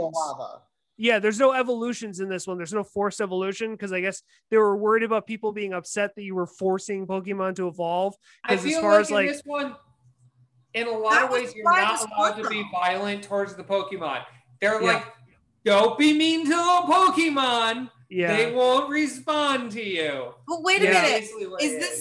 Is this like a weird like abuse to animals that don't exist type thing?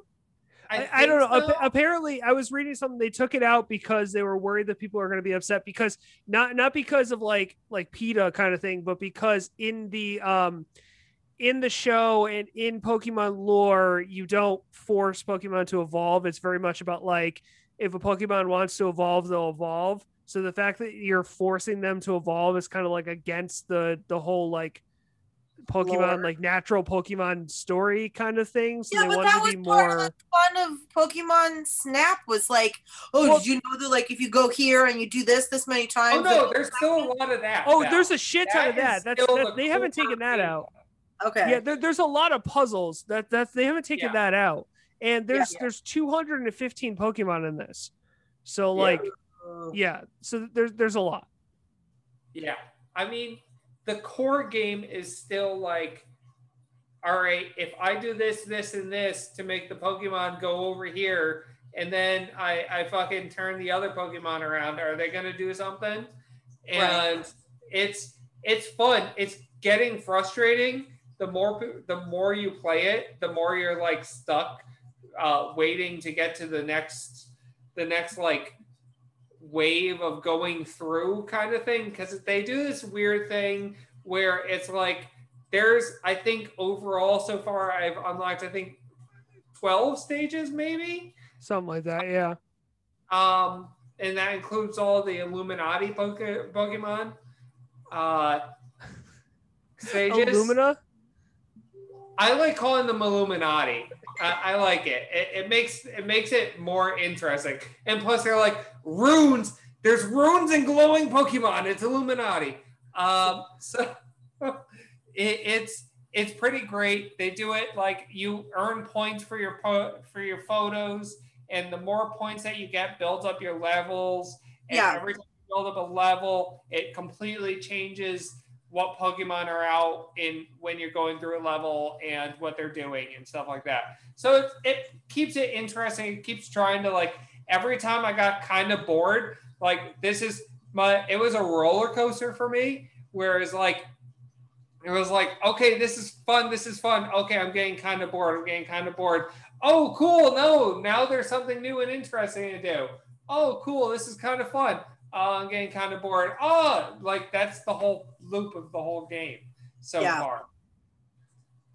I'm not addicted to it like a lot of other games when they come out, but that was one of the only video games that I spent a significant amount of time on, because it was, it's that sweet spot of games that I like where there's nothing chasing you. You're on a timer and there's pressure there, but it's not like super anxiety. Like you're trying to beat yourself. Yeah, it's very calm. So yeah. I love it. So my recommendation is going to be old school, and I talked about it earlier, but I'm watching, so actually two things, both are on HBO Max. Whose Line Is It Anyway has all 8 seasons on HBO Max. And then Mad TV has all their seasons on HBO Max. If you want to see how non-politically correct the 90s were, please go watch the first season of Mad TV, because let me do it. No, that's not until like season 6. Michael McDonald doesn't come in until like season, actually maybe like 4 or 5. Let me do it. Look what I can do.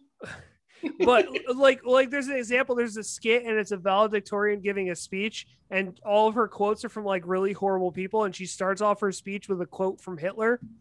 Like that, like shit that just wouldn't fly nowadays. It's just, I don't know. It's really funny as long as you have an open mind to that kind of humor. So, but yeah, that's what I got. So, yeah, with that, again, this is not a live video. This is an uploaded video that we recorded. But as usual, John wasn't here last week, but I'm not doing the whole spiel at the end. I'm going to put that in to our audio episodes. I'm going to record that separately. So, but for our YouTube videos, just make sure you like, comment, subscribe, make sure you subscribe to our channel so you see when live stuff comes out, when new videos come out, when new content comes out. Follow us on Instagram because we post a lot there, and our Facebook group. Everyone say goodnight to everyone. I'm going to stop the recording now. And yeah, this will be up. Good night. Adios, bitches.